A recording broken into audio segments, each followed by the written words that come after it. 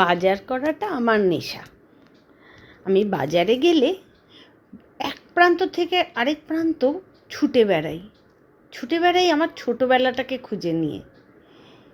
আমার ছোটোবেলায় যখন আমি বাবা বা মামাদের হাত ধরে বাজারে আসতাম, তখন দেখতাম কোনো গ্রামের মাসিদের কাছে আছে কচু, তারপরে গাঁদাল পাতা, থানকুনি পাতা, গাছ থেকে সদ্য তোলা উচ্ছে, বেগুন, আর মাছেদের থাকতো নদীর টাটকা তাজা আড় মাছ, রুই মাছ, কাতলা মাছ বা শিং মাছ, মাগুর মাছ। তো এগুলো দেখলে চিংড়ি মাছ, বাবাদের মামাদের সঙ্গে বাজার করতে এগুলো দেখতাম যখন, সেই নেশাটা আমার আজও আছে। এই যেমন বাজারে গেলাম, আজকে কি সুন্দর মাশরুম পেলাম। এই যে সবাই মোরিঙ্গা মোরিঙ্গা মোরিঙ্গা করে, আরে আমাদের সজনে ডাঁটার নামই তো মোরিঙ্গা। সজনে পাতা, সজনে ফুল, এই ফাল্গুন চৈত্র মাসে এগুলোই তো খাবার সময়, এগুলোই তো খেতে হবে। আমাদের ছোটোবেলায় এই সময় আমার মা আমাদের থানকুনি পাতার রস, গাঁদাল পাতার রস এগুলো খাওয়াতো পেট ঠান্ডা রাখার জন্য। কারণ এই সময় বাচ্চাদের ভীষণ পেট গরম হয়, শুধু বাচ্চা কেন, বাচ্চা বুড়ো সবারই। তো আমার মা করতো কি, ওই গাঁদাল পাতা ভালো করে পরিষ্কার করে থেতো করে আমাদের রসটা খাওয়াতো।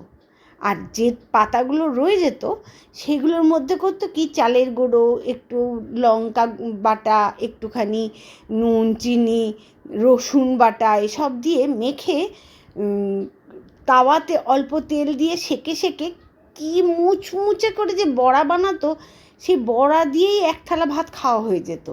তো অনেক দিন বাদে আজকে আমিও পেলাম বাজারে গাঁদাল পাতা।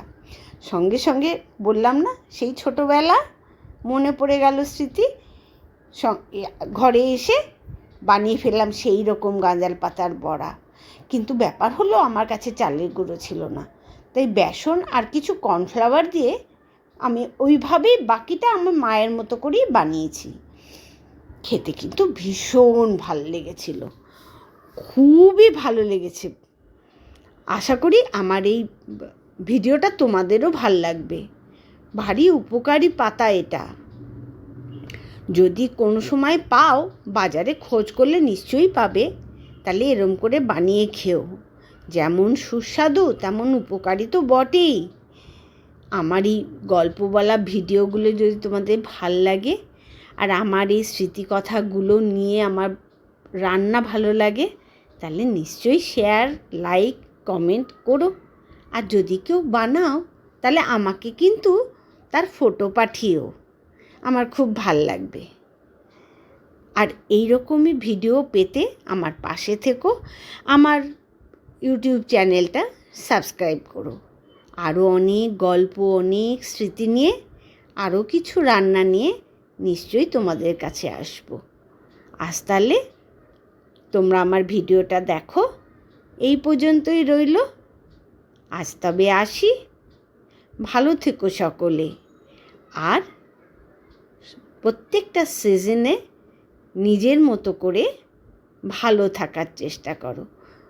সিজনাল সবজি, ফল এসব খেয়ে, কারণ সিজনের জিনিস যদি সিজনে খাওয়া হয় তাহলেই কিন্তু শরীরের উপকার। আজ এই পর্যন্তই থাকলো, আসলাম, টাটা।